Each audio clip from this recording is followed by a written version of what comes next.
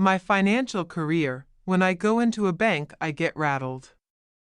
The clerks rattle me, the wickets rattle me, the sight of the money rattles me, everything rattles me. The moment I cross the threshold of a bank and attempt to transact business there, I become an irresponsible idiot. I knew this beforehand, but my salary had been raised to $50 a month and I felt that the bank was the only place for it, so I shambled in and looked timidly round at the clerks. I had an idea that a person about to open an account must needs consult the manager. I went up to a wicket-marked accountant. The accountant was a tall, cool devil. The very sight of him rattled me. My voice was sepulchral. "Can I see the manager?" I said, and added solemnly, "Alone." "I don't know why I said alone, certainly," said the accountant, and fetched him. The manager was a grave, calm man. I held my $56 clutched in a crumpled ball in my pocket. "Are you the manager?" I said. God knows I didn't doubt it. "Yes," he said. "Can I see you?" I asked. "Alone?" I didn't want to say alone again, but without it the thing seemed self-evident. The manager looked at me in some alarm. He felt that I had an awful secret to reveal. "Come in here," he said, and led the way to a private room. He turned the key in the lock. "We are safe from interruption here," he said. "Sit down." We both sat down and looked at each other. I found no voice to speak. "You are one of Pinkerton's men, I presume," he said. He had gathered from my mysterious manner that I was a detective. I knew what he was thinking, and it made me worse. "No, not from Pinkerton's," I said, seeming to imply that I came from a rival agency. "To tell the truth," I went on, as if I had been prompted to lie about it, "I am not a detective at all. I have come to open an account. I intend to keep all my money in this bank."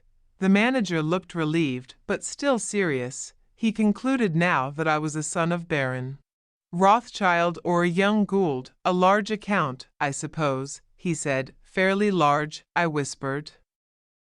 "I propose to deposit $56 now and $50 a month regularly." The manager got up and opened the door. He called to the accountant. "Mr. Montgomery," he said unkindly loud, "this gentleman is opening an account. He will deposit $56. "Good morning." I rose. A big iron door stood open at the side of the room. "Good morning," I said, and stepped into the safe. "Come out," said the manager coldly, and showed me the other way. I went up to the accountant's wicket and poked the ball of money at him with a quick convulsive movement as if I were doing a conjuring trick. My face was ghastly pale. "Here," I said, "deposit it." The tone of the words seemed to mean, "Let us do this painful thing while the fit is on us." He took the money and gave it to another clerk. He made me write the sum on a slip and sign my name in a book. I no longer knew what I was doing. The bank swam before my eyes. "Is it deposited?" I asked in a hollow, vibrating voice. "It is," said the accountant. "Then I want to draw a check."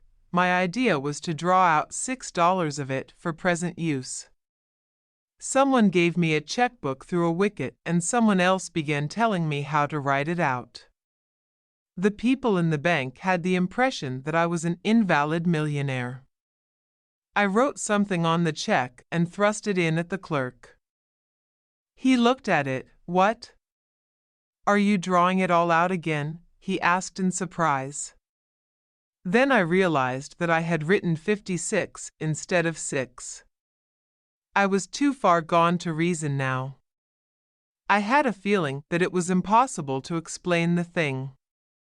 All the clerks had stopped writing to look at me. Reckless with misery, I made a plunge. "Yes, the whole thing. You withdraw your money from the bank, every cent of it. Are you not going to deposit any more?" said the clerk, astonished. "Never." An idiot hope struck me that they might think something had insulted me while I was writing the check and that I had changed my mind. I made a wretched attempt to look like a man with a fearfully quick temper. The clerk prepared to pay the money. "How will you have it?" he said. "What? How will you have it? Oh." I caught his meaning and answered without even trying to think. "In 50s. He gave me a $50 bill. "And the 6? He asked dryly. "In 6s, I said. He gave it me and I rushed out. As the big door swung behind me, I caught the echo of a roar of laughter that went up to the ceiling of the bank. Since then I banked no more. I keep my money in cash in my trousers pocket and my savings in silver dollars in a sock.